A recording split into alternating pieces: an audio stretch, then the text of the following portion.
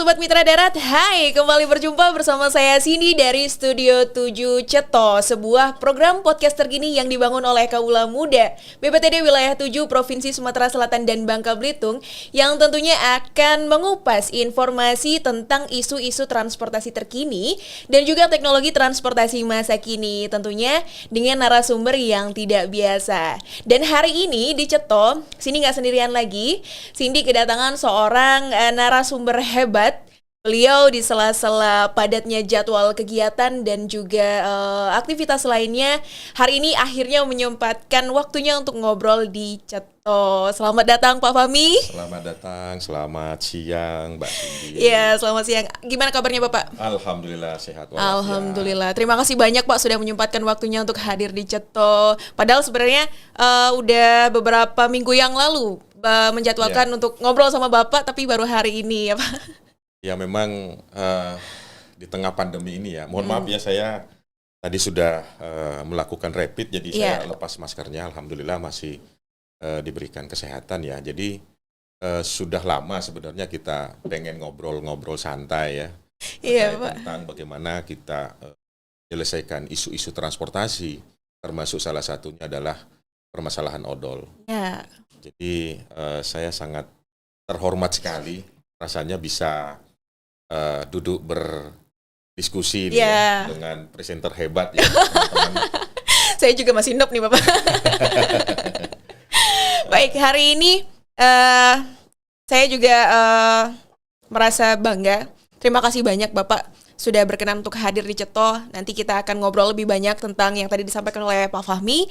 Kita akan membahas tentang hot issue di lingkungan transportasi darat ya Bapak ya, yang saat ini masih ramai dan mungkin akan terus ramai dibahas ya, ini tentang odol yang masih bikin risau masyarakat gitu. Tapi sebelum masuk ke odol, kita pengen kenal lebih jauh nih tentang Bapak siapa. Pak Fahmi ini mungkin masih banyak sobat-sobat Mitra Darat di rumah yang belum terlalu mengenal lebih jauh tentang Bapak. Bapak Muhammad Fahmi STMMTR, seorang putra kelahiran Sinjai ya Bapak ya, 24 Juli 1980. Satu istri, berapa anak Bapak? Anak saya saat ini alhamdulillah baru 5. Baru 5. Berarti ada rencana buat nambah ya Pak ya? Kayaknya nggak mendukung kurang mendukung program KB ya Pak ya? Iya. Gitu. Tapi kan katanya banyak anak banyak rezeki tuh Pak. Jadi sebetulnya juga ada pemahaman lama dari saya, itu terus terang lahir dari dusun ya. Oh iya. Dan ketika kami kecil ya, biasanya kita disampaikan bahwa, nak, banyak anak itu banyak rezeki gitu. Yeah. Mungkin masih berpahaman seperti itu. Oh iya. Semoga saja rezekinya terus mengalir sampai hari ini. Amin. Beliau nih orang yang menurut Cindy luar biasa. Pak Fahmi ini Kepala BPTD Wilayah 7 Provinsi Sumatera Selatan dan Bangka Belitung. 41 tahun Bapak ya? Kurang lebih. Ya, kurang lebih 41 tahun. Beliau sudah berkelana hampir ke seluruh wilayah Indonesia, mengabdi kepada negara. Semoga berkah, sukses selalu. Amin. Bapak. Amin. Nah, masuk ke odol nih Bapak. Yang Cindy tahu, odol itu kan di sana ada 2 suku kata Bapak, overdimension and overloading. Overdimension berarti kan dimensi yang berlebih. Kemudian overloading, muatan yang berlebih. Itu dari sudut pandang Cindy. Tapi mungkin kita bisa berbagi informasi sama Sobat Mitra Darat di rumah. Apa sih sebenarnya odol itu, baik secara teknis ataupun dari secara umumnya gitu, Bapak? Iya, jadi memang saat ini kita sedang diperhadapkan pada sebuah problem transportasi, dan ini sudah menjadi sebuah permasalahan nasional bahwa overdimensi dan overloading itu memang sudah menjadi sebuah tugas kita bersama untuk kita berantas ya. Kalau kemudian saya pakai analogi kata berantas, karena memang ini sebuah hal yang banyak merugikan, bukan hanya merugikan masyarakat, tapi tentu juga merugikan negara. Nah, setiap hari mungkin ya teman-teman semuanya ya melihat di jalan ya, terutama untuk angkutan-angkutan barang. Nah, ada yang memang ukurannya sengaja dipanjangkan, kemudian atau ditinggikan, atau kemudian memang ada yang ukuran standar tapi kemudian muatannya sangat berlebih. Nah, ini yang banyak menjadi sebuah PR kita, bahwa kalau kita mendapatkan data dari Kementerian PUPR ya, kurang lebih 43 triliun itu alokasi perbaikan jalan yang harus dikeluarkan oleh negara karena persoalan odol, persoalan kerusakan jalan. Kemudian tingkat kecelakaan.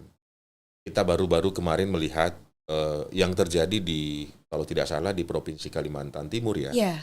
Ada sebuah truk yang overloading, overdimensi ya, di daerah Simpang Rapak ya Bapak? Simpang Rapak itu. Dan itu mengakibatkan korban jiwa yang banyak. Kemudian terjadi juga kemarin di beberapa media Provinsi Lampung kalau tidak salah. Yeah. Dan ada juga kejadian di jalan tol. Nah, ini yang menjadi tugas kita, karena tentu kehadiran kita ini adalah bagaimana menjamin safety, menjamin keselamatan warga negara. Kurang lebihnya gitu Mbak Cindy. Jadi bahasa sederhananya mungkin ya, overdimensi, overloading itu adalah kondisi yang sengaja diciptakan, kemudian bagaimana kendaraan angkutan barang itu bisa memuat lebih banyak daripada tonase yang diizinkan, lalu kemudian untuk mengurangi kos logistik. Nah, memang PR-nya adalah kita akan diperhadapkan pada kondisi perekonomian gitu ya. Tapi karena saya kira negara ini kan harus menjamin keselamatan warga ya. Bagaimana kita kemudian harus bergerak bersama memberantas yang namanya overdimensi dan overloading ini. Nah, kemudian problem odol ini kan memang kalau saya melihat itu ada dua sisi ya. Pertama mungkin dari sisi hulunya. Yeah. Nah, di hulunya itu bagaimana kendaraan-kendaraan yang dirancang, yang dibangun di industri karoseri, yang memang sengaja diciptakan untuk menjadi kendaraan yang sengaja dipanjangkan atau sengaja ditinggikan. Walaupun ketentuan di dalam peraturan itu atau mungkin di dalam SKRB-nya atau desain rancang bangunnya itu tidak dalam konteks terjadi overdimensi. Ya. Nah, ini kalau menurut bahasa saya ini oknum saja. Pelaku yang memang sengaja mencari keuntungan. Karena mungkin juga ada pasarnya gitu. Iya, benar Bapak. Nah, kemudian terkait masalah overloading, ini permasalahan yang kemudian kita harus komunikasikan dengan dari transportir, kemudian pemilik barang ya. Nah, sehingga ini bergerak sinergi. Nah, tentu juga peran-peran daripada aparat teman-teman dari kepolisian ya untuk melakukan pemberantasan odol ini. Kurang lebihnya seperti itu ya gambaran sederhananya. Baik, seenggaknya kan akhirnya teman-teman Sobat Mitra Dara di rumah tahu Pak apa itu odol. Mungkin selama ini yang ada di benak Sobat Mitra Dara tuh odol yang ada di kamar mandi gitu kan. Padahal itu pasta gigi ya? Iya, pasta gigi ya. Padahal yang kita bahas di sini kendaraan yang overdimensi dan overloading gitu. Tapi Bapak sebelum saya lupa. Dulu istilah odol ini kan sempat sebelum istilah trennya odol itu namanya truk yang obesitas. Oh, obesitas. Jadi ya mungkin analoginya adalah kalau kita manusia itu sudah tidak proporsional gitu. Oh iya. Melebihi ambang batas. Jadi pernah suatu ketika itu diistilahkan sebagai kendaraan yang obesitas sebelum masuk ke dalam istilah odol. Tadinya mungkin gitu. Ya orang lebih familiarnya dengan truk obesitas. Sekarang jadi odol. Gitu. Tapi Pak, pasti pemerintah punya dong aturan yang sebenarnya itu ditetapkan untuk kendaraan-kendaraan angkutan barang. Tapi kenapa ketika di lapangan tetap terjadi odol itu tadi? Apakah kurang pengawasan atau mungkin kurangnya implementasi peraturan yang sudah ada begitu? Jadi kalau berbicara tentang kaidah-kaidah hukum atau dasar hukum daripada dimensi daripada kendaraan dan atau kemudian penanganan angkutan barang itu sudah sangat jelas sekali di dalam peraturan kita gitu ya. Mungkin di dalam Undang-Undang 22 tahun 2009 tentang angkutan jalan itu sudah sangat lengkap diatur terkait masalah ukuran dimensi daripada kendaraan bermotor. Kemudian dari hal aspek pengawasan operasionalnya juga sudah ada PM-nya, PM 134 tahun 2015 tentang penyelenggaraan penimbangan kendaraan bermotor. Kemudian juga ada peraturan Dirjen yang mengatur tentang itu. Kemudian pengawasan pada uji berkala. Jadi di UPUPKB itu juga sudah ada regulasi yang mengatur tentang itu melalui PM 133 tahun 2015. Kemudian, ini tambahan satu lagi. Jadi bukan hanya sekarang odol itu di jalan raya kita lakukan penertiban atau penegakan hukum, namun kemudian kita sudah merambah masuk ke pelabuhan penyeberangan. Pengawasannya juga lewat pelabuhan ya Bapak? Pengawasannya lewat pelabuhan. Jadi kendaraan-kendaraan yang overdimensi atau overloading itu kalau bahasa saya dulu mungkin dimakruhkan, kalau sekarang diharamkan. Ya kalau dulu masih ada toleransi. Mungkin kalau sekarang benar-benar udah nggak boleh gitu ya Bapak ya? Karena memang penindakan ini harus inline. Dari jalan raya menuju ke pelabuhan penyeberangan dengan moda yang sama, tentu juga harus kita dukung dari sektor penyeberangan dan tentu juga terkait tentang safety di pelabuhan penyeberangan juga tentu harus kita jaga. Makanya ini bergeraknya sangat sinergi sekali dari angkutan jalan, dari jalan raya sampai dengan pelabuhan penyeberangan. Nah, ini menjadi tugas kami di BPTD. Oleh karena Pak Menteri Perhubungan, kemudian Pak Dirjen Perhubungan Darat telah menginstruksikan kepada kita semuanya untuk kemudian melakukan secara serentak, mulai dari jalan raya, kemudian dari UPPKB atau jembatan timbang, kemudian sampai di pelabuhan penyeberangan sebagai ending daripada pergerakan-pergerakan angkutan barang. Jadi saya kira kita mempersempit ruang gerak, ruang gerak daripada pelaku-pelaku angkutan barang yang overdimensi dan overload. Gitu. Nah, kalau di wilayah Provinsi Sumatera Selatan sendiri, Bapak, di mana wilayah yang paling banyak ditemukan kendaraan-kendaraan odol?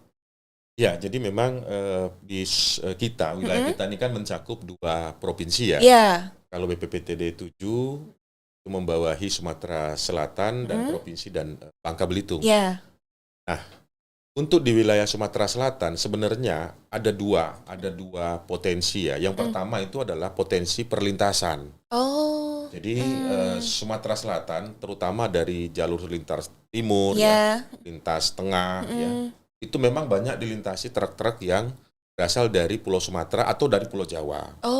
Nah, kemudian memang ada kendaraan-kendaraan juga yang terutama di daerah-daerah pusat perekonomian ya, mungkin di daerah tambang ya, atau di daerah perkebunan ya, yang konstruksi daripada kendaraan itu sangat luar biasa sekali. Ya. Nah, ini menjadi PR kita di titik-titik tersebut untuk kita lakukan penertiban ya. Tapi kemudian tentu kita mulai dengan melakukan sosialisasi ya.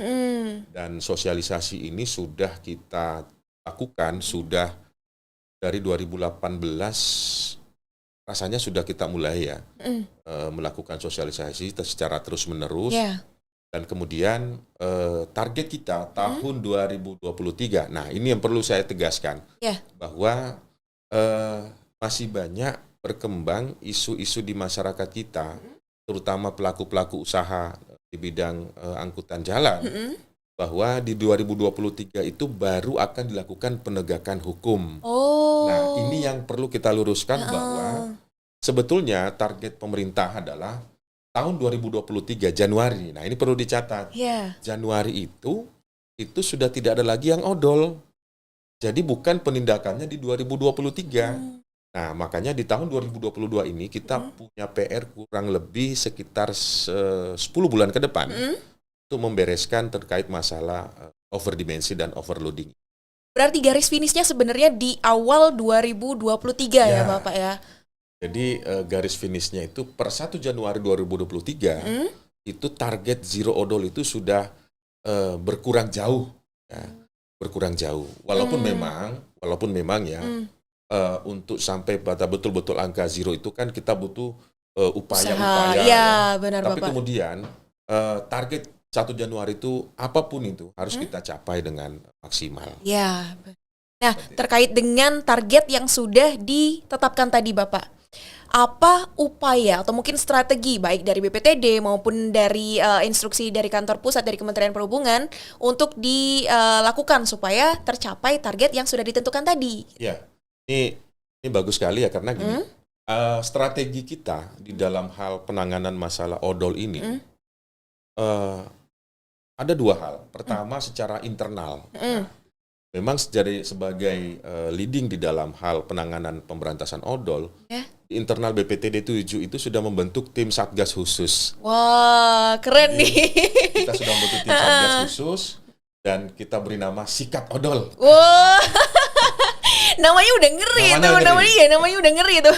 Jadi objeknya adalah odol. Nah, makanya kita hadir dengan sebuah ilustrasi bahwa ini memang harus disikat odolnya gitu. Wah, boleh tuh sih digabung? Boleh.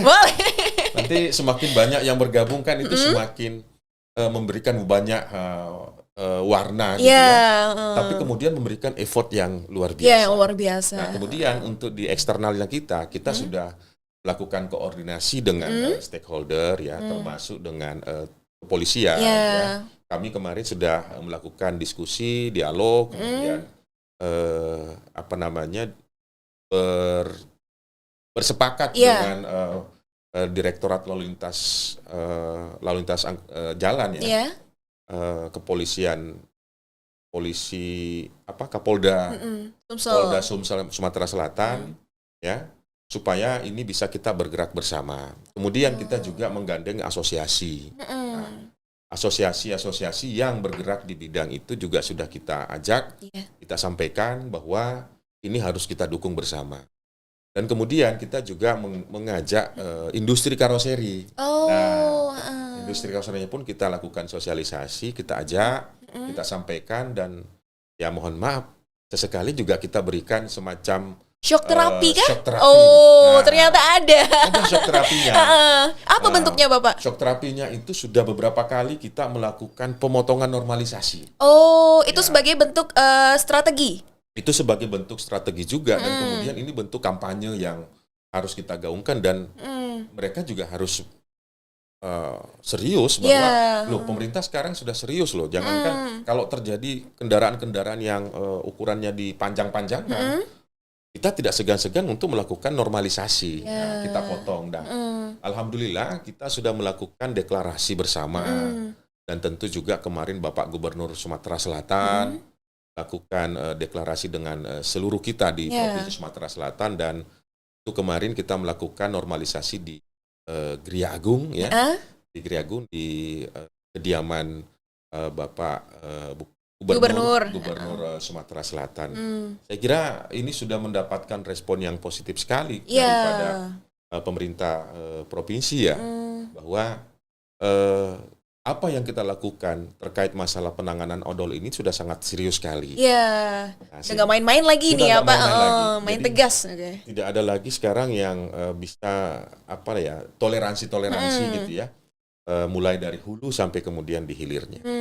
Berarti kalau memang benar-benar melanggar, kelebihan dimensi potong, kelebihan muatan diturunkan atau bagaimana Bapak? Jadi kebetulan kita ada unit penyelenggara kendaraan bermotor ya, unit penimbangan ya, PPKB di Lahat itu. Nah, memang secara tegas instruksi Pak Dirjen itu kan ada 3 hal. Nah, yang pertama, kendaraan yang odol itu tentu dilakukan penilangan. Kedua, itu tentu kita lakukan transfer muatan. Jadi muatannya yang lebih itu kita turunkan. Nah, kemudian yang ketiga, ada yang namanya pemutarbalikan. Jadi kendaraan yang odol tidak boleh melintas. Kita putar balik ke daerah asalnya. Nah, ini adalah upaya-upaya semua, dan tentu sudah ada regulasinya ya, yang kita lakukan supaya masyarakat yang pelaku usaha terutama itu paham bahwa sekarang kita nggak boleh lagi mengangkut yang barang-barang berlebih masuk di daerah jalan raya, karena pemerintah sekarang sudah tegas gitu ya, melakukan penertiban terhadap kendaraan yang overdimensi dan Ya. overloading. Kalau muatannya ditransfer, itu nanti dibawanya kemana Bapak? Nah, kebetulan kita ada lokasi yang cukup luas ya di sana, dan kami meminta kepada transportirnya itu untuk mencari kendaraan yang lain. Oh, Nah, kita tetap diangkut ya Bapak tetap artinya? diangkut, Oh, tapi mereka harus mencari opsi untuk pemindahan daripada muatan-muatan tersebut. oh, oke. Artinya sebenarnya muatannya nggak ditahan ya Bapak, tetap Nggak. bisa dibawa, tapi dengan kendaraan lain Dengan gitu. kendaraan lain. Jadi iya. mereka harus menyiapkan kendaraan tambahan untuk mengangkut barang tersebut. Dan ini sudah kita sosialisasikan jauh-jauh hari sampai kemudian kita melakukan penindakan tersebut. Oh, begitu. Nah, kalau sudah banyak ditemukan pelanggaran seperti itu Bapak, baik dari perusahaan karoseri, mungkin dari penyedia jasa, logistik gitu, apa tanggapan mereka setelah kedapatan melakukan pelanggaran itu? Apakah mereka terima nih, ya udah deh Pak, kita ngaku salah gitu, atau mereka berontak atau gimana gitu Pak? Iya. Jadi memang ini persoalan dinamika lapangan ya. Iya. Mbak Cindy ya. Jadi tidak sedikit juga tantangan ya teman-teman kita yang di sektor pelayanan ya, terutama di garda terdepan itu. Ada yang marah ya, ada yang memberontak juga ya. Kalau bahasanya mungkin tak memberontak sih, cuman kesel gitu ya. Sampai kemudian melakukan, sampai kalau anarkis sih mungkin enggak, karena kita juga melakukan itu kan dipayungi dengan regulasi. Iya, gitu ya. benar Bapak. Tapi kemudian kami lakukan itu terus-menerus supaya mereka tercipta edukasi. Oke. Nah, hari ini yang kita lakukan yang seperti itu, akhirnya masyarakat sudah mulai sadar gitu ya. Sudah mulai ya sadar, mungkin dalam konteks takut juga sekarang. Percuma nih kita ngodol nih. Karena bagaimanapun kita nggak ada dispensasi lagi. Nah, kalau dulu kan mungkin kita bisa, ya mohon maaf, masih bisa kita berikan, ya inilah Pak, uang rokok apa segala macam, sekarang nggak boleh lagi. Itu sudah kalau tadi ya istilah saya sudah diharamkan gitu ya. Hal-hal yang seperti itu. Sekarang lambat laun kita lakukan secara terus-menerus, kita lakukan secara kontinu. Yang penting kita istilahnya kita istiqomah aja. Menjalankan itu dengan baik. Harus bisa menimbulkan efek jera ya Bapak tindakannya. Memang kalau tanpa efek jera rasanya ini akan panjang ya, panjang target kita dalam hal pemberantasan overdimensi tersebut. Nah, ada satu hal juga bahwa karena keterbatasan kita di UPPKB ya, maka kami juga mengaktifkan di beberapa teman-teman kita yang ada di terminal. Nah, apa yang mereka lakukan? Mereka lakukan adalah terus-menerus melakukan sosialisasi ke masyarakat. Jadi ada yang memberikan selebaran, gitu ya. Kemudian ada juga yang kami semacam kita berhentikan, kemudian kita berikan pemahaman kepada si drivernya, supaya mereka menyampaikan ke pemilik transportir atau ke pemilik barang. Supaya dalam waktu yang tidak lama lagi, mereka dengan sadar, dengan mandiri, melakukan perubahan terhadap dimensi kendaraan tersebut. Seperti itu. Jadi seluruh potensi lah yang di BPTD ini kita optimalkan, mulai dari jembatan timbang, kemudian terminal juga, sampai kemudian di pelabuhan penyeberangan. Semua sektor ikut dilibatkan ya Bapak ya. Semua sektor kita libatkan supaya mempersempit ruang gerak daripada kendaraan yang odol tadi. Dan itu semuanya datanya terintegrasi ya Bapak? Semuanya kita integrasikan dan itu dibawa satu sistem kendali. Begitu. Sistem kendali tadi dibawa tim cyber sikat odol. Wah.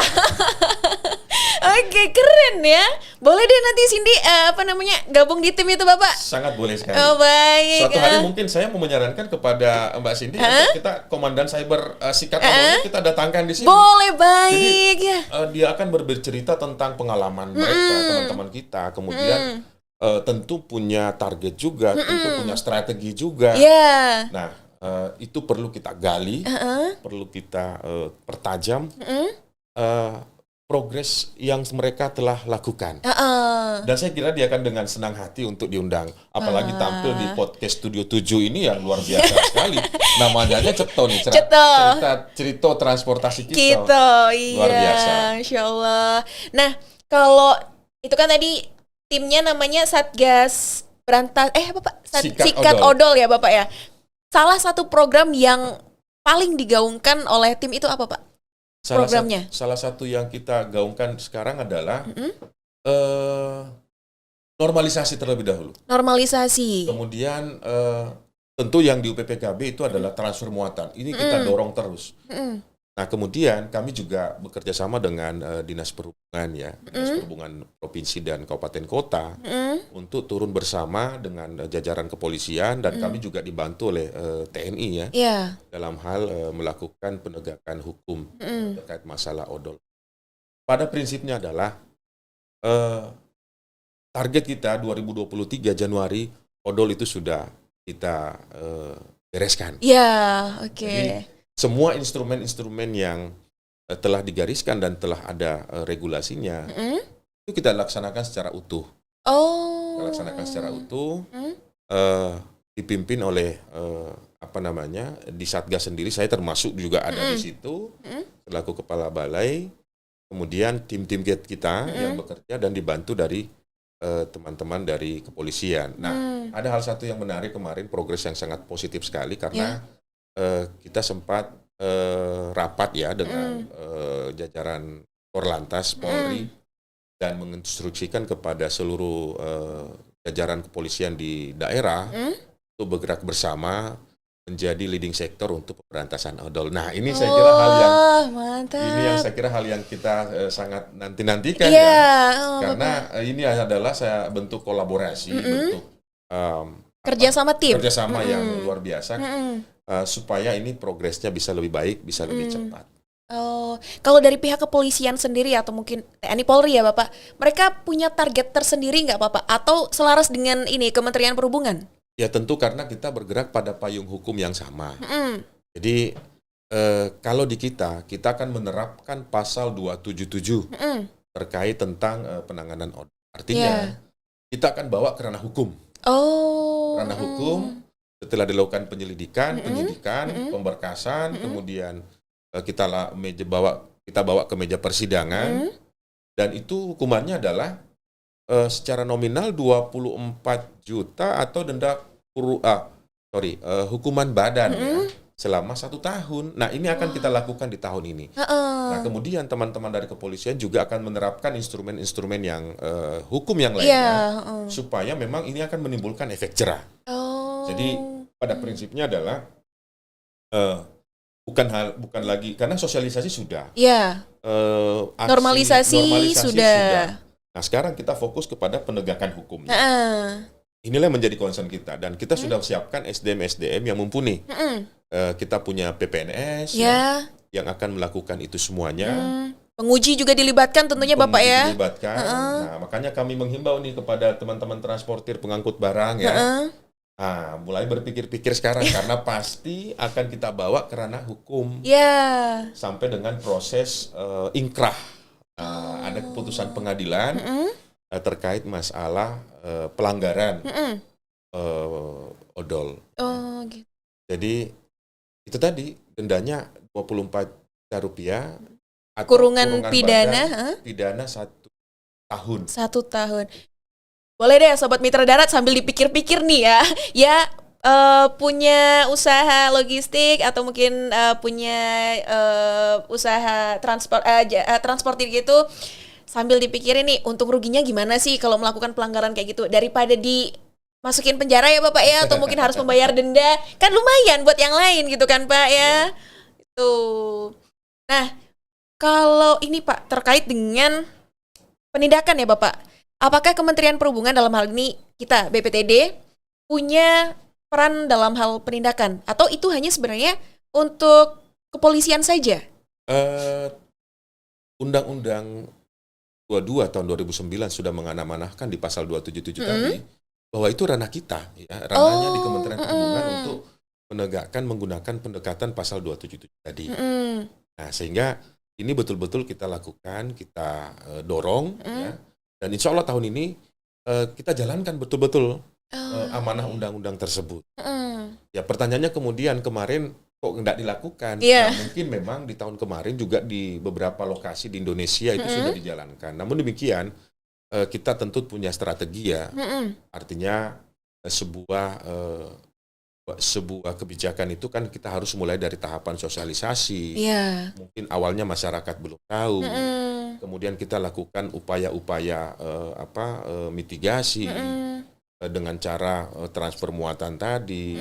Kemudian kita lakukan penilangan. Kemudian ada yang pemutarbalikan. Tapi begitu masih ada pelanggaran, pasal 277 ini sudah finally daripada Undang-Undang 22 tahun 2009. Ya berarti kan sebenarnya odol itu masalah lama ya Bapak ya. Masalah lama. Tapi kenapa sampai sekarang ini masih jadi momok nih buat masyarakat gitu. Ya saya sih berharap karena ini mungkin sebuah kebanggaan juga buat kita ya, karena di era pemerintahan sekarang ini kita betul-betul kita betul-betul untuk menseriusi yang namanya odol. Yang memang sudah dari Mbak Cindy dari kecil kan sudah melihat fenomena seperti itu. Saya bahkan dari saya mungkin SD juga sudah melihat, malah dulu nggak tahu nama odol itu, kok ini keren banget ya, mobilnya gede, gede. Seneng lihatnya gitu ya, tapi ternyata itu semua salah. Iya, itu bahaya ya itu Bapak ya. Bahaya untuk diri sendiri tapi juga bahaya untuk orang lain gitu. Ya kalau iya sih, kemarin kan BPTD juga sempat beberapa kali melaksanakan gakum ya Bapak ya, gakum odol. Apakah itu juga sebagai salah satu strategi Bapak? Tentu semua adalah dalam kerangka penegakan hukum. Jadi di beberapa lokasi kemarin kita lakukan gakum serentak. Wah. Gakum serentak dan melibatkan dari teman-teman dari kepolisian, dari dinas perhubungan, kabupaten kota ya. Nah itu memang menjadi sebuah amanah yang harus kita jalankan sebagai bentuk ya, di situ ada sosialisasinya, ada edukasinya, dan tentu di situ juga ada penegakan supremasi hukum gitu ya, supaya ini lambat laun syiarnya, ini syiarnya odol itu semakin luas. Ya, sehingga masyarakat pun tahu bahwa ternyata apa yang terjadi selama ini itu adalah pelanggaran. Bahkan perlu dicatat satu hal bahwa ternyata odol itu tidak masuk dalam dia sudah masuk dalam konteks kejahatan lalu lintas. Oh, berarti sebenarnya itu tindak kriminal, Bapak? Sudah masuk dalam konteks kejahatan atau kriminal. Karena kalau kita berbicara dari sisi regulasi ya, terutama di karoseri ya, terutama merubah dimensi sebetulnya itu adalah sebuah pelanggaran hukum. Nah, itu sudah diatur di dalam Undang-Undang nomor 2 tahun 2009 tentang lalu lintas angkutan jalan, bahwa barang siapa yang sengaja merubah dimensi ukuran dan mungkin dari konstruksi daripada angkutan barang, itu sudah pelanggaran pidana dan akan diberikan sanksi sesuai dengan hukum yang berlaku. Jadi memang itu sudah, kalau bahasanya kemarin ya, ini sudah masuk dalam extraordinary crime. Wah.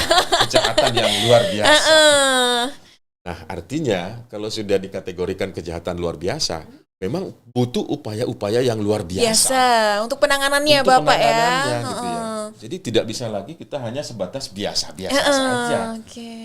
Memang perlu upaya yang ekstra dalam hal penanganan. Dan kami BPTD 7, insya Allah komitmen menjalankan semua amanah-amanah yang sudah digariskan.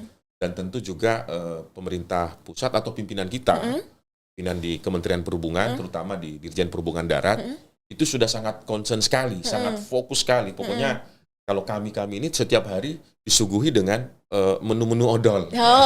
Apa strateginya, kemudian kita juga dengan teman-teman BPTD yang lain ya, saling bertukar pikiran, saling bertukar pendapat. Kemudian kita juga belajar dari pengalaman mereka, apa yang mereka lakukan.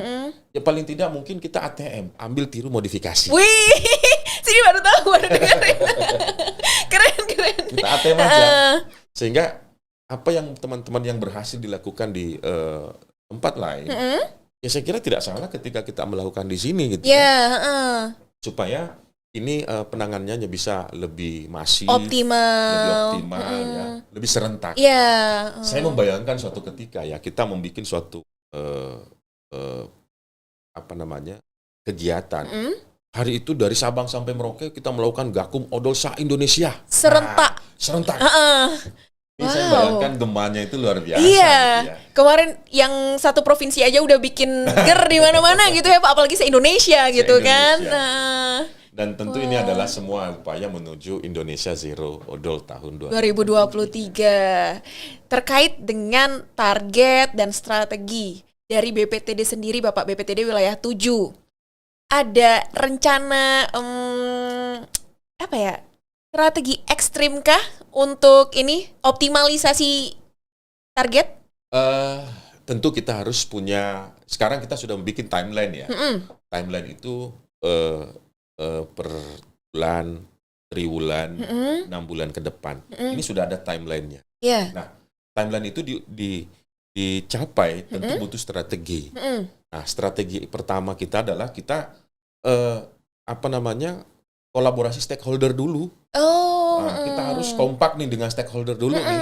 Di situ ada BPTD, di situ ada kepolisian, di situ ada pelaku usaha, kemudian ada karoseri. Nah, yang akan kita target berikutnya adalah pemilik barang dan transportirnya sendiri. Nah, ini harus kita kita ajak, dan kami juga mengajak dari akademisi nih. Ada nih dari akademisi, dan kebetulan kemarin kami sudah komunikasi dengan salah satu teman-teman akademisi, dan kemudian dari masyarakat transportasi Indonesia juga nih. Wah, MTI. MTI di Sumsel ini sangat mendukung sekali. Alhamdulillah. Nah, nanti pada saatnya kita akan bergerak bersama. Dan bukan saatnya ya, sekarang saja kita sudah mulai itu. Nah, kemudian kami butuh banyak support juga dari masyarakat ya tentu ya, untuk mengkampanyekan ini kepada semuanya. Tentu dengan media yang kita miliki masing-masing ya. Nanti teman-teman pemirsa ya bisa memfollow kita punya medsos kita ya. Di situ akan ada progres penanganan masalah odol. Nanti saya minta bantuan Mbak Cindy lah untuk memproklamirkan Siap, Bapak. odol ini. Kita harus sama-sama ya Bapak memberantas odol, karena kalau kerja sendiri ya mungkin tercapai, tapi waktunya butuh lebih lama. Ya itu. Kalau keterlibatan akademisi di pencapaian target odol 2023 apa ya? Kalau di teman-teman di akademisi tentu juga akan beliau banyak memberikan data gitu ya. Lalu kemudian tentu analisa penanganannya pun berdasarkan pendekatan ilmiah, pendekatan teori transportasi.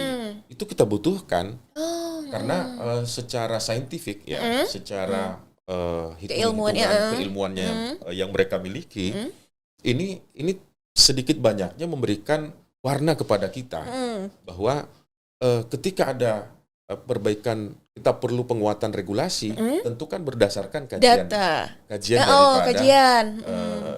daripada akademisi tadi. Jadi saya kira tidak ada yang salah ketika kami menggandeng teman-teman akademisi juga, karena peran-peran akademisi ini kan bisa memberikan banyak masukan, ya, bisa memberikan banyak pertimbangan. Tentu pendekatannya adalah pendekatan ilmiah yang bisa menjadi rujukan di dalam hal penyusunan regulasi-regulasi untuk memperkuat. Nah, intinya adalah untuk memperkuat pemberantasan odol itu. Oh iya, jadi ya akademisi juga ternyata punya peran penting nih Bapak ya di pemberantasan odol gitu. Tapi berkaca dari banyaknya pihak yang terlibat nih dalam pemberantasan odol, pasti banyak juga masalah di lapangan, Pak. Pasti banyak lah, karena sampai sekarang nih, kenapa ini belum tercapai targetnya, atau kenapa nggak tercapai targetnya? Pasti banyak masalah di lapangan. Apa aja itu, Pak? Kendala-kendala di lapangan ini memang karena, terutama ya, karena faktor cost logistik. Cost logistik. Nah, kita akan berhadapan dengan pelaku-pelaku usaha. Di mana pelaku usaha itu selalu mengeluhkan yang namanya cost logistik tadi. Kemudian kendala-kendala teman-teman di lapangan ini adalah yaitu tadi, berhadapan dengan orang-orang yang mungkin tidak menerima sampai kemudian, ya kalau mungkin yang ada yang anarkis sih mungkin enggak ya. Tapi berhadap-hadapan langsung, ada yang marah-marah, ada yang kemudian ada bahkan mobilnya ditinggal, orangnya pergi gitu. Kalau kayak gitu gimana, Pak? Nah, itu tentu juga kan kita punya instrumen ya, pasti kepolisian kan pasti punya data terhadap Kendaraan itu. tersebut. Ya, kita hubungi pemilik kendaraannya, kemudian kita panggil, kemudian mereka akan melakukan koordinasi lebih lanjut. Ada yang seperti itu. Jadi suka duka daripada teman-teman di lapangan itu luar biasa. Mantap. Luar biasa sekali karena sangat dinamis dan banyak warnanya. Karena ya tantangannya banyak banget ya Bapak Tantangannya ya. banyak sekali. Banyak yang melanggar, banyak juga yang mendukung. Banyak kan Pak yang mendukung atau nggak ada yang Ada yang mendukung? Ada yang mendukung, ya, terutama tadi yang diuntungkan. Ya. Gitu ya. Yang diuntungkan kan tentu adalah pengen mereduksi biaya angkut logistik itu. Tapi kemudian yang dirugikan tentu masyarakat luas. Ya. Bagaimana kita melihat di Sumatera Selatan ini ya, khususnya di Sumatera Selatan saja saya berbicara ini, bagaimana jalan-jalan nasional kita itu hampir tidak ada lagi yang loose. Ya. Berlubang di mana-mana, rusak di mana-mana. Ya. Saya merasakan ketika jalan di malam hari, dalam kondisi mungkin lagi hujan, ya, kurang pencahayaan, Bapak kurang ya. Pencahayaan, artinya lubang-lubang yang ada itu kan juga sangat masif ya. Iya. Ya, akhirnya membuat kita ya harus ekstra hati-hati. Dan tidak sedikit ada yang jadi korban ya. Iya. Jadi begitu masuk ke lubang jalan itu ya. Ada yang kecelakaan, ada yang terguling, ada yang menabrak pelaku transportasi yang lain. Dan mungkin angka kecelakaan yang mengakibatkan fatality rate itu ya itu sudah sangat tinggi sekali. Nah ini yang menjadi akibat daripada odol tersebut. Jadi rasanya cukuplah bangsa ini diperhadapkan dengan persoalan odol. Nah, maka dari itu saya memohon kepada seluruh stakeholder ya, masyarakat tentu, siapapun itu, untuk kemudian bersama-sama kita memberantas yang namanya odol. Ya. Kita bergerak bersama bahwa ini suatu hal yang salah, ini hal yang tidak boleh terjadi. Ya. Harus sama-sama sadar. Harus sama-sama sadar. Kemudian bagaimana menciptakan transportasi Indonesia ya, yang safety. Ciptakan transportasi Indonesia itu yang aman, nyaman. Selamat tentunya Bapak ya. Ending dari semua persoalan transportasi ini adalah safety. Ya, benar banget. Tapi memang kalau berbicara masalah keselamatan itu sebuah hal yang complicated ya Bapak ya. Banyak faktor di sana, banyak yang terlibat dan banyak yang harus dilibatkan. Ya. Jadi kalau mungkin bahasa saya ya, safety itu adalah sebuah investasi. Oh, kenapa begitu Bapak? Karena dengan kita mengatakan safety adalah sebuah investasi, maka semua instrumen-instrumen menuju ke arah safety tadi itu harus persiapkan, harus direncanakan dan harus dipersiapkan. Jadi apa ya? Kalau dalam istilah yang pernah kita baca ya. Keselamatan itu bukan sesuatu hal yang kebetulan. Keselamatan adalah sesuatu hal yang direncanakan. Dan dipersiapkan. Maka dari itu, safety adalah investasi. Investasi. Artinya semua orang pasti tertarik itu untuk menerapkan keselamatan. Harusnya ya Pak ya. Tapi kan ternyata masih banyak yang belum peduli gitu. Padahal sebenarnya peduli keselamatan orang lain berarti secara tidak langsung juga peduli dengan diri sendiri. Itu. Jadi di jalan raya pun kita harus punya empati, punya simpati ya.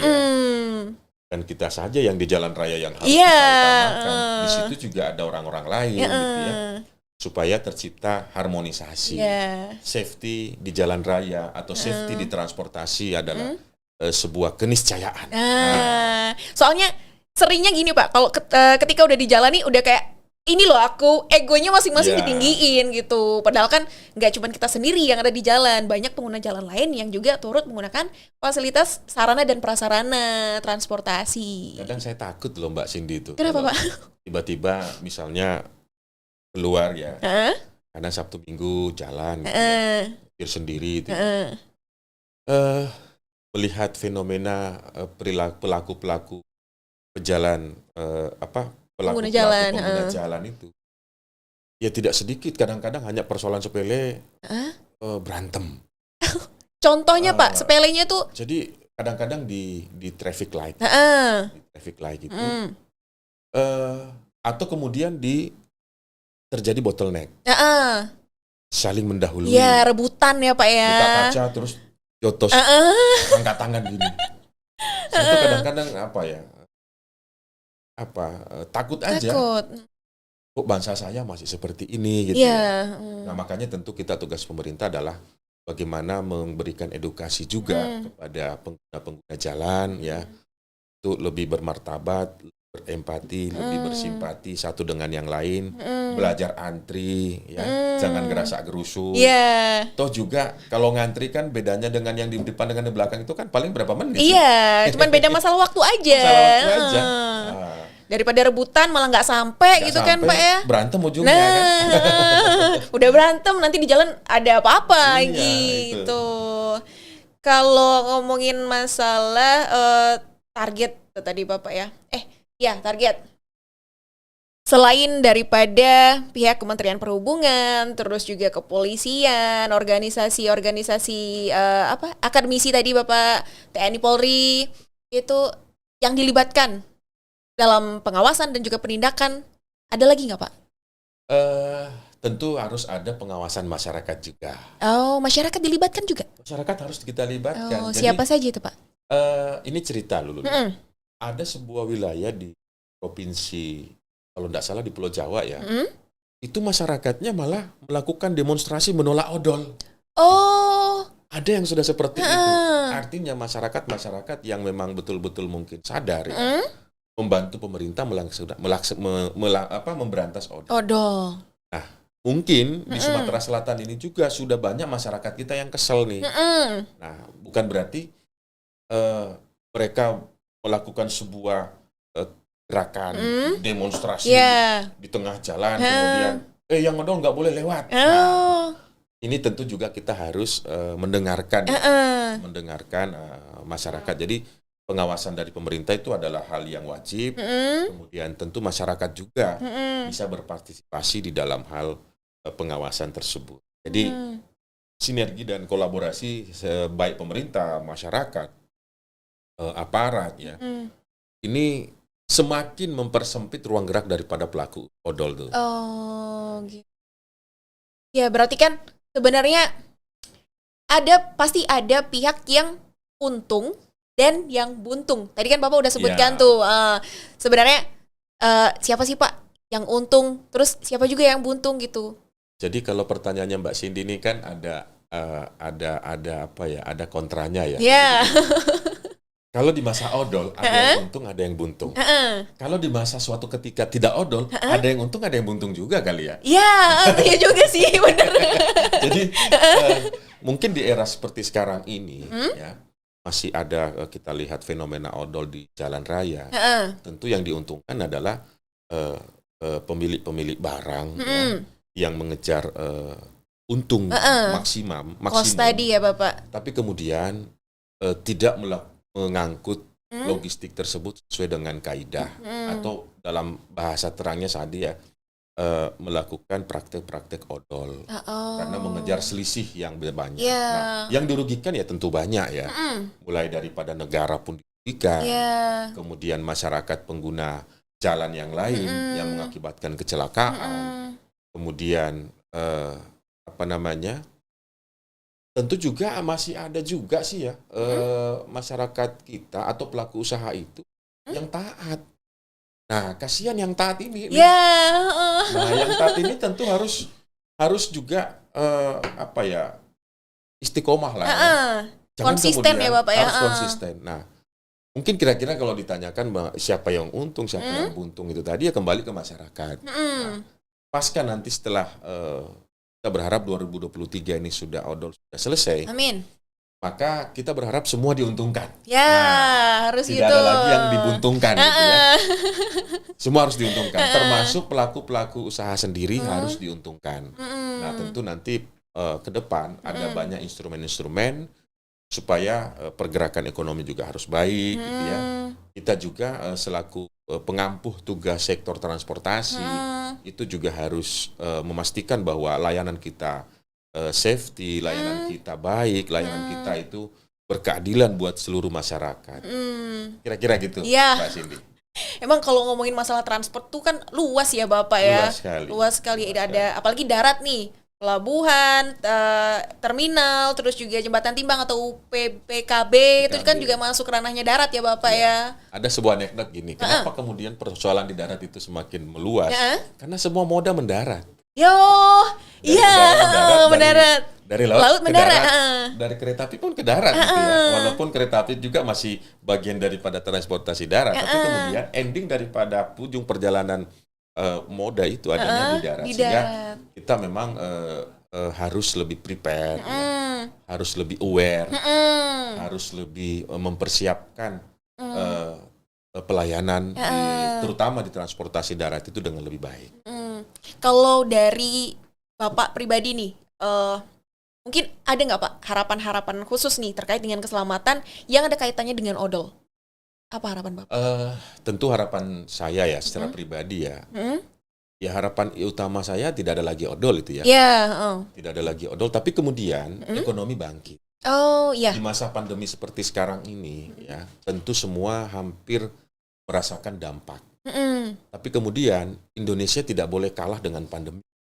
Salah satu caranya adalah Indonesia harus bangkit dari sisi ekonomi. Nah, safety di jalan, ekonomi bangkit, kemudian masyarakat bisa merasakan sebuah layanan transportasi di jalan raya terutama, yaitu transportasi yang berkeselamatan. Jadi ke depan ya, saya secara pribadi bersemangat sekali untuk memberantas semua ini, menjalankan semua ini dengan baik, sesuai dengan kaidah-kaidah yang sudah ada. Jadi mimpi besar kita, mungkin Mbak Cindy juga ya, menginginkan sebuah layanan transportasi darat ini yang sangat nyaman sekali. Jalannya mulus, ya. Kemudian pengguna jalannya juga tertib, gitu ya. Kita kadang-kadang lah iri dengan negara-negara lain ya. Negara-negara maju ya Bapak negara maju ya. Katakanlah tetangga kita di Singapura yang paling dekat. Kemudian di Eropa juga kita melihat, di Jepang. Sesekali saya melihat kapan bangsa saya bisa seperti ini. Nah, di situ muncul giroh, muncul semangat. Pertanyaannya kemudian bisa nggak? Harus bisa.